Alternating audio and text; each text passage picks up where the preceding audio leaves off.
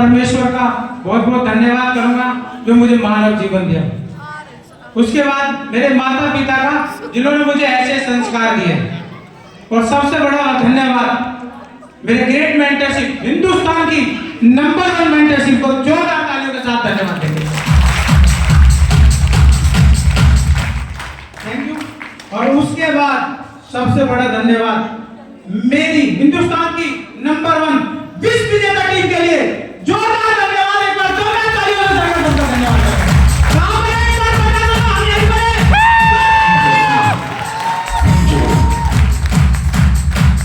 Thank you. Journey तो थोड़ी सी madam जी ने कल क्लियर करी दी है। चलो परिचय शुरुआत करते हैं। नाम भारत बैसला है। आईटी कंपनी में जॉब करता था। जॉब के साथ साथ बिजनेस मिला। जॉब को क्विट करके फुल टाइम इस बिजनेस को करता हूं, क्योंकि मैं प्रॉपर्टी का काम करता था अपने पापा के साथ, और मेरे सपने बड़े थे। मेरी तसल्ली नहीं हो रही थी उतने पैसों में, क्योंकि शुरू से कहते हैं ना हमारे परिवार में, हमारे पूर्वजों में ना बड़े बड़े घर होते हैं, है ना, और बड़ी बड़ी गाड़ी होती है। अब किसी के पास मुआवजे से होते हैं, किसी के पास कैसे होते हैं, लेकिन मेरे सपने बड़े थे। मैं चाहता था कि मैं कमा के करूं उस चीज को, है ना। तो बहुत चीज करी, बहुत बड़े बड़े सौदे करने गया, नहीं हो कुछ हाथ नहीं लगा। और कहते हैं ना एक भगवान के रूप में आपके घर में कोई आता है, कहते हैं ना सभी। ऐसे भगवान कभी पैसे नहीं देता ना चेक देता, भगवान एक मौका देता है। और भगवान के रूप में उस टाइम मेरे को मिले मेरे दोस्त, और आज के टाइम पे मेरे great upline mister Sandeep Sharma ji. एक बार जोरदार तालियां सर के लिए। आज तक आप सबने सुना होगा दोस्ती बर्बाद करती है। यस या नो? सभी कहते हैं ना माँ बाप उसके साथ होते हैं ना बिगड़ जाएगा। यस या नो?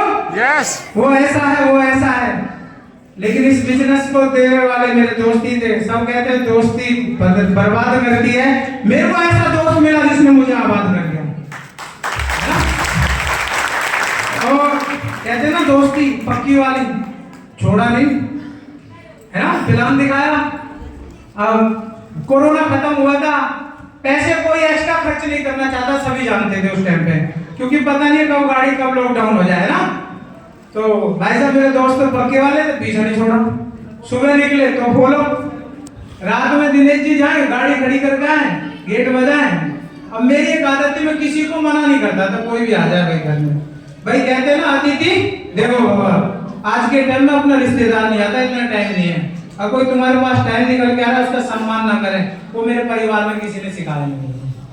ये जब भी आए, जब भी मैंने इनका सम्मान किया, लेकिन मैं डरता था अगर मैंने यहाँ पैसे खर्च कर दिए ना तो स्थिति गड़बड़ा जाएगी, कोई पता नहीं है, झटका बल लग जाए, है ना। और प्राइवेट जॉब वालों को डर रहता ही है बेशक कितना कमाए, क्योंकि उनकी जितनी भी इनकम आती है ना वो सेट होती है। आने से पहले ना उनका पहले ही सिस्टम तय होता है, इतने उसको इतने उसको। लास्ट में राजवीर सर कह रहे हैं ना 20 के बाद बेशरम, वो सच है, सभी के साथ होगा, चेक कर लेना, है ना। तो सर ने मेरे को छोड़ा नहीं, फिर मैंने पैसे को अरेंज करा और मैं फिर खुद ही पहुंच गया। मैंने कहा सपने तो मेरे है ही, पर आज ना कल करना ही है, तो पैसे का अरेंज करा, सर की दुकान पर पहुंच गया मैं। सर की दुकान पर पहुंचा, सर से कहा मेरी ज्वाइनिंग लगाओ। ज्वाइनिंग लगाई है। जिस दिन से मैंने इस बिजनेस को ज्वाइन किया है उस दिन से लगातार दमदारी से काम कर रहा हूँ।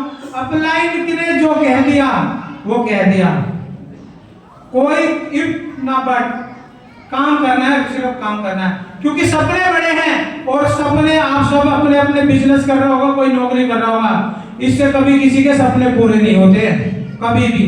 क्योंकि मेरा बहुत बड़ा सपना था। एक दिन राकेश सर मेरे से पूछ रहे भारत जी आप इस बिजनेस को क्यों कर रहे हो?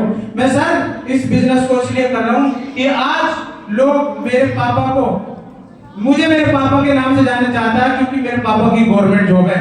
और मैं इस बिजनेस को इसलिए करता हूँ कि लोग एक दिन ये जाने कि ये भारत बैसला के पापा जा रहे हैं। इसलिए इस बिजनेस को करता हूँ, क्योंकि इतना नाम कर दूंगा, इतना नाम कर दूंगा, पापा भी मेरे कहेंगे सारा किसी शेर को जन्म दिया, किसी शेर को जन्म दिया। इसलिए इस बिजनेस को करता हूँ और दिल से बिजनेस करता हूँ। और अगला लेवल नेक्स्ट जब भी होगा, अगला फंक्शन होगा, पर्ल का सम्मान लोगों, पर्ल का।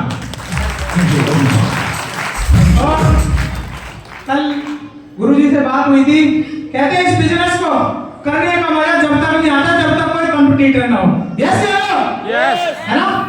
और गुरुजी ने हमेशा कहा है कंपटीटर अपने लेवल से एक ऊपर चुनना चाहिए, है ना।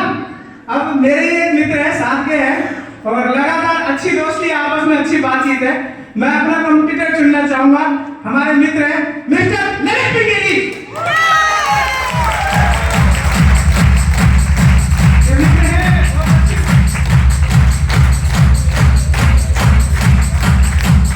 DJ Omkar.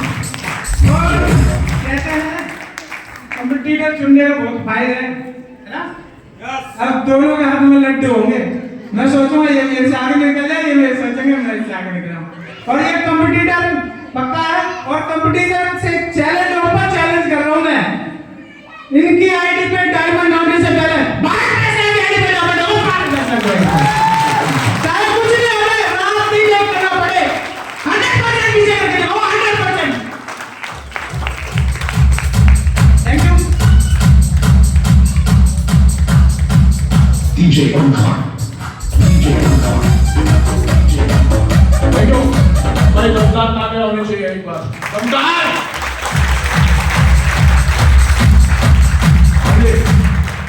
मजा आ रहा है भाई। यहाँ की दुनिया में ऐसे होता है, बाहर की दुनिया में सिर्फ हम ही दौड़ते रहते हैं, हमें पता ही नहीं होता कि हम दौड़ भी रहे हैं चल रहे हैं। हाँ गया तो कंप्यूटर तो ललित जी तैयार है आप और